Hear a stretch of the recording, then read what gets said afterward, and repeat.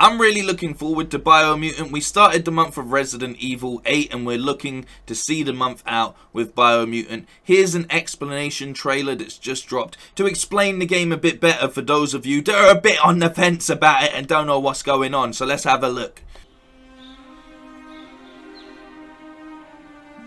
So what is Biomutant in a nutshell? Biomutant is an open world post-apocalyptic kung fu fable. Basically, in terms of structure, it's like Zelda Breath of the Wild, I guess. But the feedback that's, that we've been getting over the years, it's that it's kind of a strange, weird, good mix between Ratchet and Clank, Devil May Cry, Batman Arkham, and a couple of other influences. So, I mean, that's a decent mix, isn't it? It's a very decent mix. Let's see if they can deliver. It's truly an open world game, 8x8 kilometers, filled with a lot of weird events and fun things to find. I think the primary thing that we worked a lot with is the they should have control said that the Horizon player Zero have, Dawn. Over the character Look at the horse. customization. We have the possibility for the player, to set the attributes, and in Biomutant, that's tightly connected or integrated with the way that the character looks. But the player is like completely free to morph their own breed, we call it a breed, but mammal, if you will. And eventually, people have a lot of assumptions on what kind of animal this is. But for me, and I guess the team, we have allowed the player to make what I call, more like a Muppet. Okay, alright, I respect it. I like it. Kung Fu Muppets, hey, let's go. The music in the background's really, really nice, isn't it? And with character customization, it goes all the way down to crafting bits onto your clothes or hats or pants or whatnot. Okay.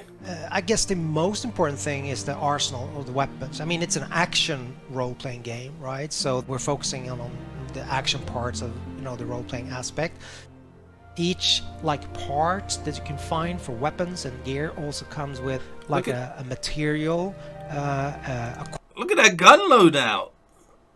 It's got the loudener instead of the silencer. It's got the loudener on it. That's awesome. Quality aspect, so they can be more damaged or of a higher quality material. Just mentioning that you don't have to repair, but you can actually upgrade things that are broken. But they repairs, never diminish just in upgrades terms of their material qualities. Like in that's Zelda, nice. For example, we don't do that.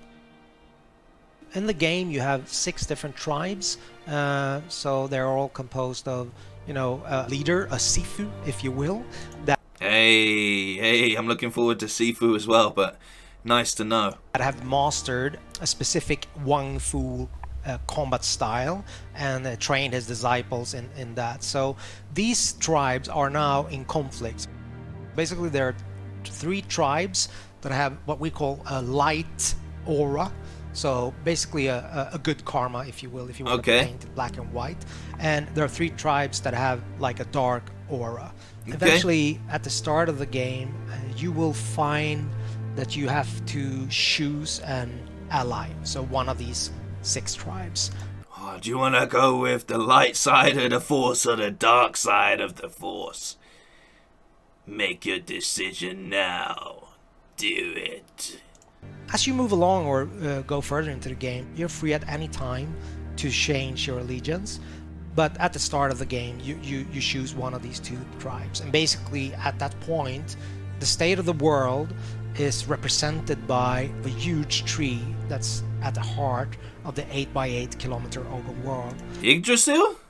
Is that like a homage to the world tree itself?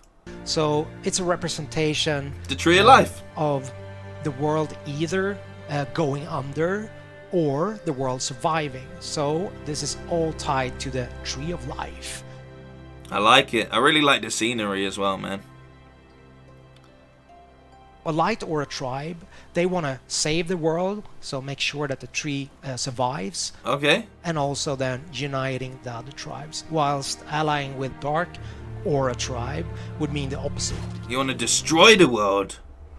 Some people just want to see the world burn. They believe that the only way that you can move forward is to make sure there's kind of a cleansing, I guess. So Oh no, making sure that everything that's I can't side bad with in them. the world kind of goes under, so you can't have side a with that. rebirth and start anew, if that makes sense. No, so you're no, very no, free no. to make this choice, but also bear in mind that that will affect the ending of the game.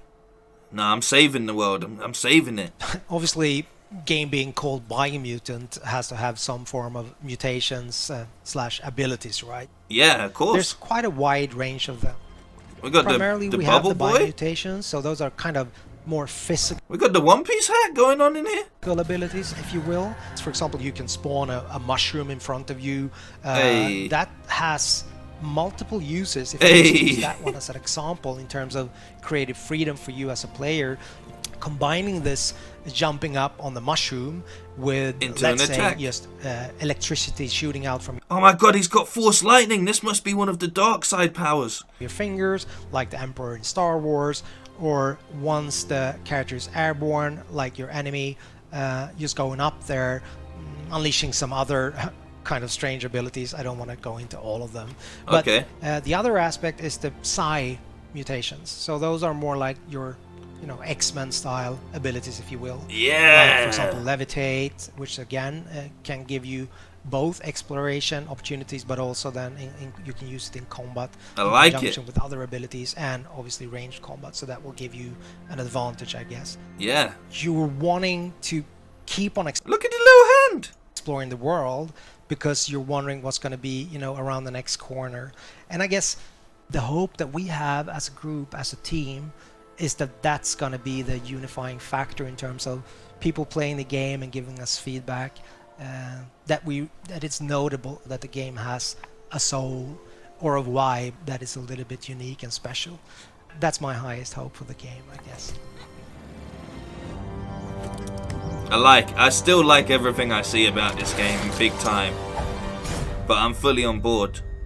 What a nice explanation that was as well. It's coming out, it's so close, round the corner, pretty much. Matter of days at this point in time, really. So, yeah, I'm still super on board with this. I hope this has helped some people sort of make a decision. If you're a big fan of open world RPGs, this does look like a lot of fun.